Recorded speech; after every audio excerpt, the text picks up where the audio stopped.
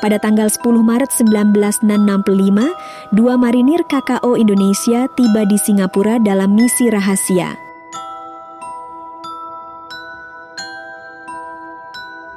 Nama mereka adalah Osman dan Harun. Mereka bersenjata bahan peledak.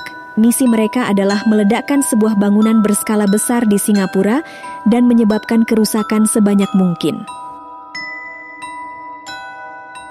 Osman dan Harun mencari lokasi sepanjang hari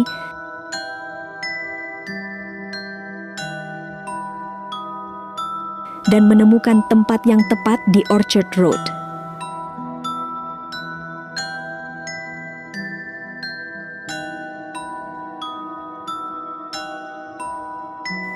Setelah mereka memutuskan target mereka, Osman dan Harun yang telah berlatih selama berbulan-bulan bekerja dengan cepat. Hanya butuh beberapa saat untuk menempatkan bom mematikan di dalam McDonald House dan mereka menghilang.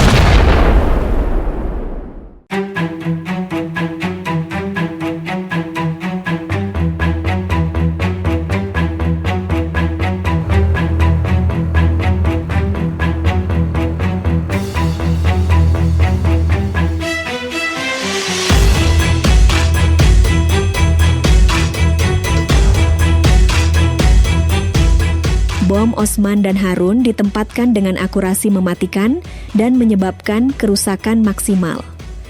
Bom berbobot 25 pon itu merobek lubang setinggi 2,5 kaki di lantai, menghancurkan ruang korespondensi bank, dan meledakkan tiang-tiang penyangga dari 4 lantai pertama. Ledakan itu merobek poros lift dan pintu-pintu lift. Ada kerusakan yang sama parah di jalan di luar. Serpihan dan kaca yang jatuh menghantam mobil-mobil di sepanjang jalan, dan setiap jendela dalam radius 100 yard hancur. 2 sekretaris dari Hong Kong and Shanghai Bank, Juliet Goh dan Elizabeth Suzy Chu, meninggal seketika. 6 anak Elizabeth menjadi yatim piatu dalam semalam.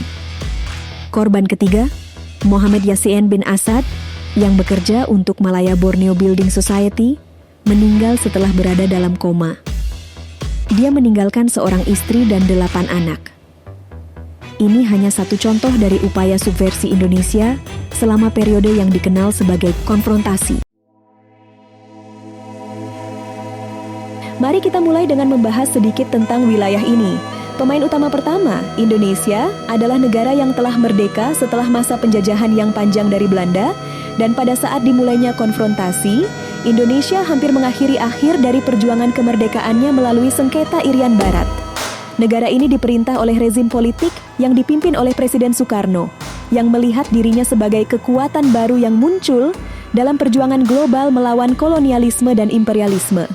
Pemain utama kedua, Malaysia, pada tahun 1961 belum eksis, setidaknya tidak sebagai Malaysia yang kita kenal. Terdapat Federasi Malaya, negara yang telah meraih kemerdekaannya dari Inggris melalui proses yang rumit, dan meskipun terdapat tantangan di dalamnya, hubungan antara Kuala Lumpur dan London tetap terjaga. Lalu ada Singapura, koloni Inggris yang telah meraih otonomi pada tahun 1959.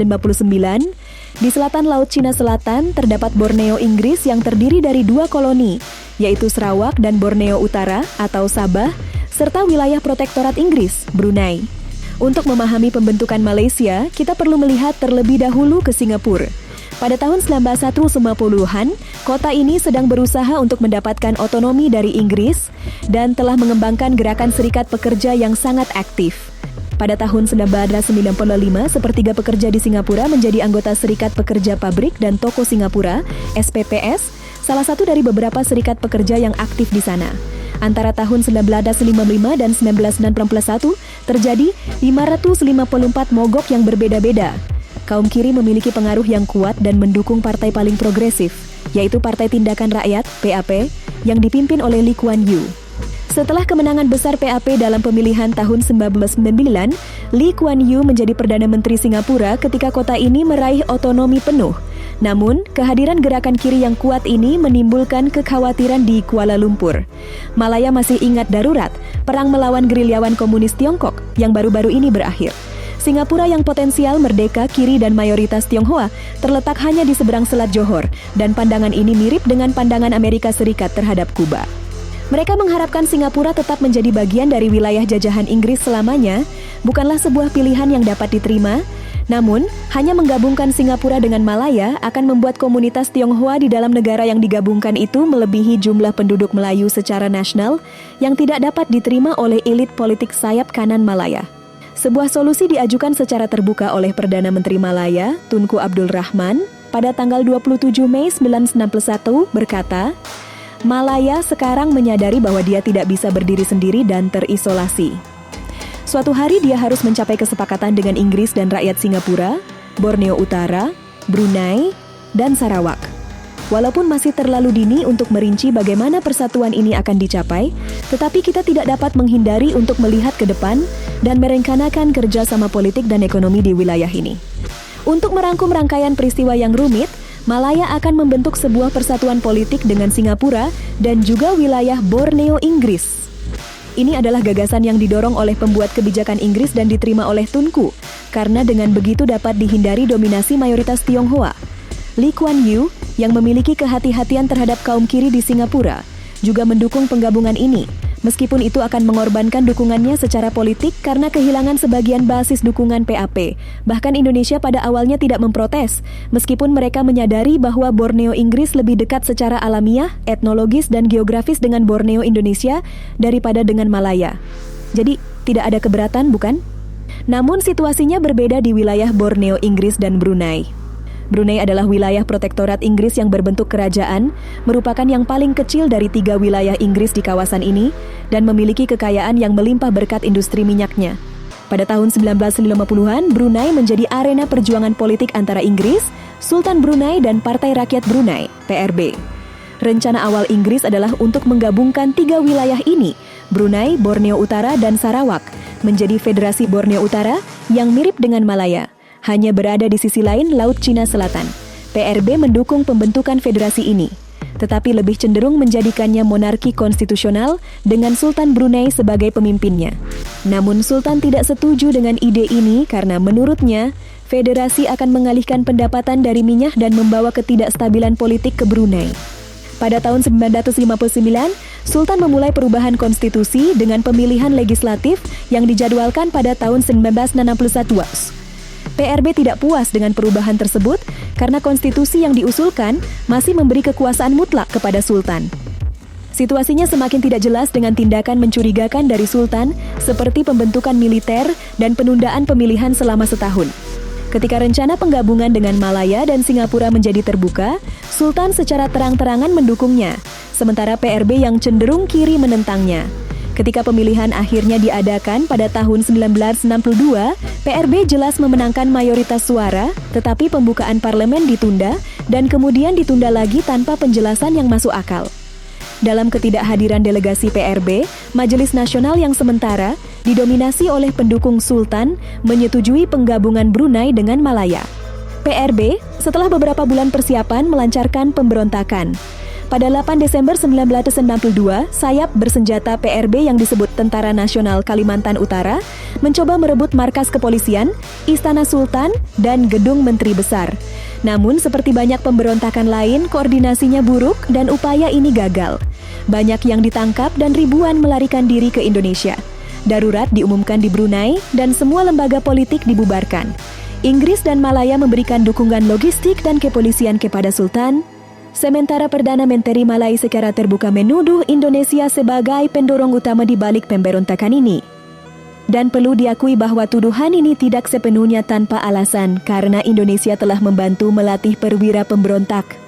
Indonesia, sebagaimana yang dapat kita duga, membantah tuduhan tersebut tetapi memuji pemberontakan itu sebagai perjuangan untuk kemerdekaan dan kebahagiaan, melawan kolonialisme, imperialisme, dan neokolonialisme. Retorika semakin memanas antara Indonesia dan Malaya, dan inilah awal dari istilah konfrontasi.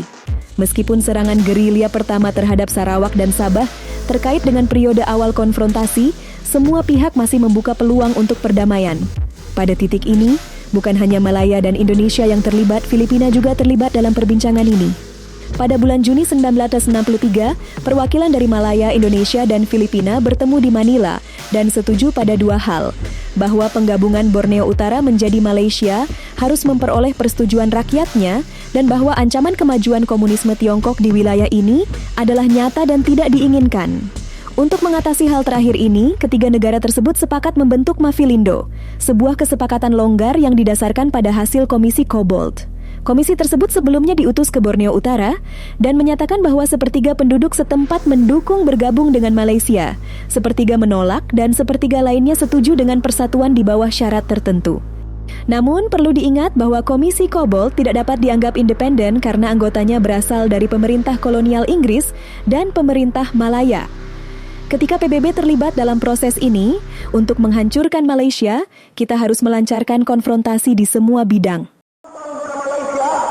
Hei, engkau Malaysia, apa konsesi yang engkau berikan kepada umat Malaysia? Apa konsesi yang engkau berikan kepada rakyat di Kalimantan Utara? Atau rakyat di Malaya, atau rakyat di Singapura? Apa konsesi yang engkau keluarkan? Republik Indonesia tegak mengeluarkan konsep Pancasila. Pada 16 September 1963, hari kelahiran Malaysia, Kedutaan Inggris dan Malaysia di Jakarta, serta Kedutaan Indonesia di Kuala Lumpur, semuanya dilempari dengan batu. Serangan ini berasal dari Indonesia ke Borneo Utara. Sebagian besar dilakukan oleh pasukan tidak teratur dan sukarelawan. Mulai awal tahun 1964, serangan tersebut menjadi lebih terorganisir, dan pasukan reguler Indonesia semakin sering terlibat. Menurut pihak Indonesia, terdapat 2.022 orang Indonesia tewas, lebih dari 400 ditangkap, dan 70 terluka. Namun, perang dengan intensitas rendah ini bukanlah satu-satunya masalah yang dihadapi oleh Malaysia. Ada juga konflik rasial. Hubungan antara komunitas Melayu dan Tionghoa selalu rumit, seperti yang kita ketahui sekarang. Pada tanggal 21 Juli 1994, saat prosesi Muslim berjalan melintasi jalan-jalan Singapura, kekerasan pecah dan meluas ke wilayah sekitarnya. Meskipun penyebab pasti kerusuhan ini tidak jelas, kondisi domestik di Malaysia termasuk kerusuhan rasial dianggap sebagai bukti bahwa situasi di Malaysia tidak stabil karena adanya subversi dari Indonesia. Usulan resolusi PBB untuk mengutuk Indonesia diblokir oleh veto Uni Soviet. Pada titik ini, situasinya semakin rumit bagi Indonesia. Amerika Serikat tidak mendukung konfrontasi dan membatalkan bantuan ekonomi senilai $400 juta yang sebelumnya dijanjikan kepada Indonesia. Setelah mengancam akan memotong semua bantuan yang tersisa jika konfrontasi tidak dihentikan, AS membentuk Komando Pasifik di Jawa yang menjadi sangat kuat. Sementara itu, Uni Soviet sedang berupaya menjalankan strategi keberadaan damai dengan Aiyaga dan tidak ingin memperburuk situasi antara Malaysia dan Indonesia. Dalam kondisi seperti ini, Soekarno memutuskan untuk mendekatkan diri kepada Beijing. Partai Komunis Indonesia (PKI), yang saat itu merupakan partai ketiga terbesar di dunia, lebih condong mendukung Cina daripada Uni Soviet. Cina baru saja melakukan uji coba senjata nuklir pertamanya pada tahun 1964, sebuah tanda kekuatan negara yang juga menarik minat pinjaman sebesar 50 hingga 100 juta dolar. Rencana untuk sebuah konferensi baru diusulkan yang akan menyatukan PRC, Indonesia, Korea Utara, Vietnam Utara, dan Kamboja, menjadi apa yang kemudian dikenal sebagai poros Beijing-Jakarta. Namun perkembangan ini mempengaruhi politik domestik Indonesia. Pada awal konfrontasi, kekuatan politik utama di negara ini adalah tentara dan Partai Komunis Indonesia. Namun seiring berjalannya waktu, hubungan Jakarta dengan Beijing mengubah keseimbangan yang halus ini. Pada tanggal 30 September 1995, terjadi kudeta tiba-tiba yang melibatkan pembunuhan 6 jenderal militer. Mayor Jenderal Soeharto, komandan cadangan strategis, berhasil mengumpulkan pasukan loyalis dan menggagalkan kudeta tersebut. PKI dituduh terlibat dalam kudeta ini. Selama beberapa tahun berikutnya, Soeharto menggantikan Soekarno sebagai presiden, dan Indonesia menjadi saksi pembantaian besar-besaran yang menargetkan anggota PKI yang diduga terlibat. Adanya hak istimewa yang diberikan kepada Melayu dibandingkan dengan minoritas Tionghoa dan India, mendorong Indonesia dan Malaysia untuk mencari rekonsiliasi. Percakapan rahasia diadakan di Bangkok, dan pada tanggal 11 Agustus 1996, perjanjian perdamaian bersama ditandatangani di Jakarta. Konfrontasi berakhir. Jadi apa tujuannya? Ini adalah konflik untuk membebaskan Borneo Utara dari neokolonialisme. Tidak hanya ancaman kolonial, ini bukan hanya persaingan etnis dan nasional. Ini tidak hanya tentang ideologi. Semua faktor ini berpadu dalam satu. Kami harap Anda menikmati ulasan ini. Dan untuk memastikan Anda tidak ketinggalan karya kami di masa depan, pastikan Anda mengikuti perkembangan selanjutnya.